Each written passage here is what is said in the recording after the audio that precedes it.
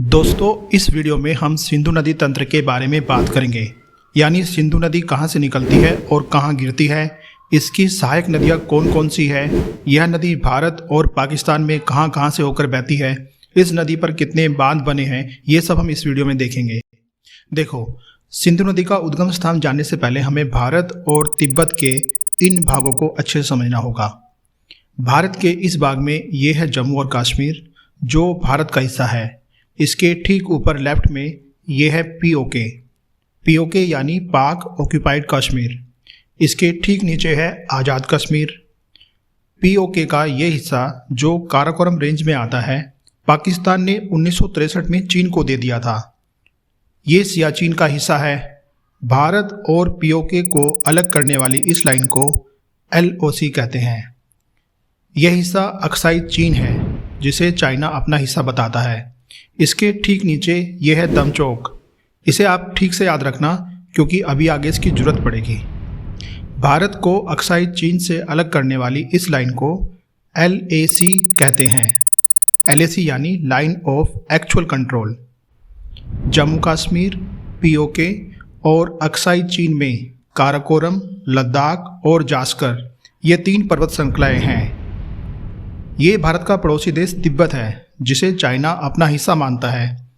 China Bharat के किन किन हिस्सों पर अपना अधिकार मानता है, इसे हम अलग से किसी और वीडियो में कवर करेंगे। फिलहाल तिब्बत के इस भाग में ये है कैलाश पर्वत श्रेणी।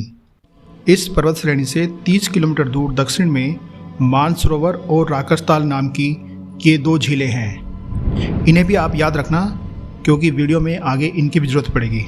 अब ध्यान से देखो, भारत के कैलाश पर्वत श्रृंखला में बोखरचू नाम का ये ग्लेशियर है, जिसे तिब्बत में सिंगीखंबन या शेर का मुख कहते हैं। सिंधु नदी इसी ग्लेशियर से निकलती है। इसके बाद 300 किलोमीटर दूरी तय करके भारत में पहली बार दमचौक नामक स्थान से प्रवेश करती है। याद है, मैंने अभी आपको दमचौक को याद रखने के लिए कहा था। दमचौक भारत और चीन का एक विवादित क्षेत्र है, जो इस अक्साई चीन क्षेत्र के दक्षिण में स्थित है। इस पर चीन का कब्जा है। 1962 के भारत चीन युद्ध से पहले भारत ने यहाँ एक सीमा चौकी स्थापित की थी। जैसे जैसे युद्ध आगे बढ़ा, चौकी खाली कर दी गई और चीनी सेना ने इस पर कब्जा कर लिया। दमचौक से आगे सिंधु नदी लद्दाख श्रेणी को उत्तर से दक्षिण की ओर दुंगती नामक स्थान पर काटने के बाद लद्दाख और जास्कर श्रेणियों के मध्य उत्तर पश्चिम दिशा में बहती है। इसके बाद लेह के पास इसमें बाईं ओर से जास्कर नदी मिलती है। इस संगम से लगभग 70 किलोमीटर आगे एक गांव पड़ता है अलची गांव के पास निमो बाजगो जल विद्युत परियोजना चल रही है। इस पावर स्टेशन में 59 मीटर ऊंचा तथा 248 मीटर लंबा कंक्रीट ग्रेविटी बांध है। इस पावर स्टेशन की क्षमता 45 मेगावाट है। इसके बाद कारगिल के पास बटालिक नामक स्थान पर यह नदी पीओके में प्रवेश करती है। बटालिक भारत के लद्दाख में एक गांव और सैन्य अड्डा है, जो सिंधु नदी घाटी के एक संकीर्ण हिस्से में स्थित है। एक्चुअल में बटालिक गांव कारगिल, लेह और बाल्टिस्तान के बीच अपनी रणनीतिक स्थिति के कारण 1999 के कारगिल युद्ध का केंद्र बिंदु था। पीओके में स्कार्दू शहर के पूर्व में कैरिस नामक स्थान पर श्योक नदी सिंधु नदी में मिलती है। इसके बाद जुगलोट और भुंजी शहरों के पास गिलगित नदी सिंधु नदी में मिलती है। लद्दाख श्रेणी को काटते हुए सिंधु नदी गिलगित के समीप एक विशाल गार्ज का निर्माण करती है, जो 5200 मीटर गहरा है। यह भारत का सबसे बड़ा गार्ज है। नंगा पर्वत से सिंधु नदी दक्षिण की ओर मुड़ती है और पाकिस्तान में डूडीसाल नामक स्थान में प्रवेश करती है। कुछ लोग इस जगह को चिलास भी कहते हैं, लेकिन चिलास पाकिस्तान में ना होकर पीओके में है, जो डूडीसाल से थोड़ा पहले आता है। डूडीसाल के पास ही पाकिस्तान डायमर बासा नामक बांध बना रहा है और हर बार की तरह चाइना से मदद कर रहा है। इसके पास ही चाइना पावर कंपनी का बेस कैंप भी है। 13 मई 2020 को पाकिस्तान सरकार ने बांध के निर्माण के लिए चाइना पावर और फ्रंटियर वर्कर्स ऑर्गेनाइजेशन यानी FWO के साथ 442 बिलियन रुपए के अनुबंध पर हस्ताक्षर किए। अगर यह बांध बना तो 272 मीटर की ऊंचाई वाला यह बांध दुनिया का सबसे ऊंचा रोलर कॉम्पैक्ट कंक्रीट बांध होगा। डायमरबासा बांध से 74 किलोमीटर नीचे कोहिस्तान जिले के दासू शहर में दासू बांध बनाया जा रहा है। 4320 मेगावाट क्षमता वाले इस बांध से 2026 में बिजली उत्पादन शुरू होने वाला है। दासू बांध से 240 किलोमीटर आगे और इस्लामाबाद से 105 किलोमीटर दूर तारबेला बांध है। यह दुनिया की सबसे बड़ा मिट्टी और चट्टान से बना हुआ बांध है। तारबेला बांध से 61 किलोमीटर आगे अटक नामक स्थान पर काबुल नदी सिंधु नदी में मिलती है। अटक से 280 किलोमीटर आगे ईसाखेल में कुर्रम नदी सिंधु नदी में मिलती है। इसके बाद पाकिस्तान में एक जगह है डेरा इस्माइल खान।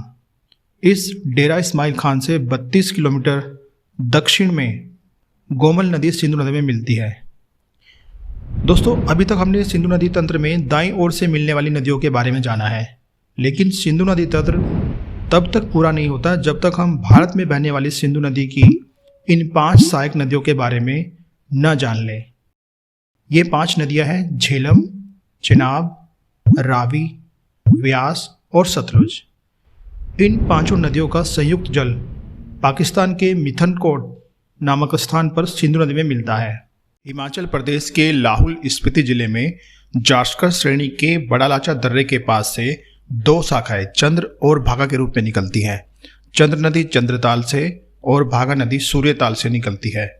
चंद्र और भागा का संगम हिमाचल प्रदेश के तांडी नामक स्थान पर होता है। तांडी से ऊपर के भाग में इसे चंद्रभागा कहते हैं और इस संगम से आगे इसे चिनाब नदी कहते हैं। यह सिंधु नदी की सबसे बड़ी सहायक नदी है।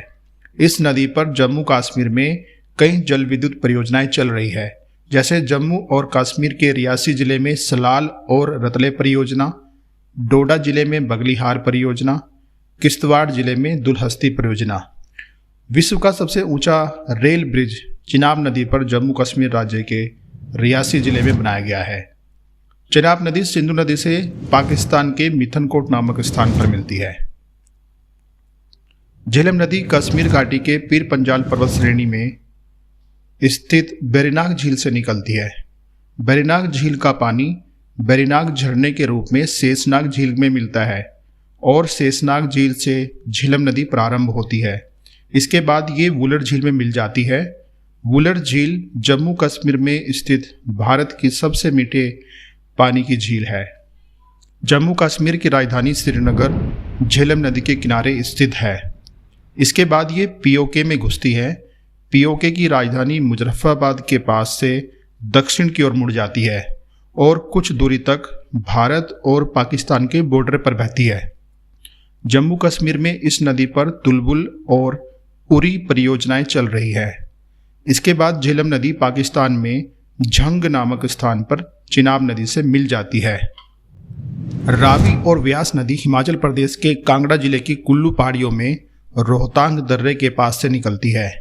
हिमाचल के बाद रावी नदी पंजाब के मैदानी भाग में प्रवेश करती है और कुछ दूरी तक भारत पाकिस्तान सीमा के साथ बहती है। पंजाब के पठानकोट जिले में रावी नदी पर थीन बांध या रंजीत सागर बांध बना है। इसके बाद रावी नदी पाकिस्तान में सराय सिंधु एक जगह है, इसके निकट ये भी चिनाब नदी में मिल जाती है।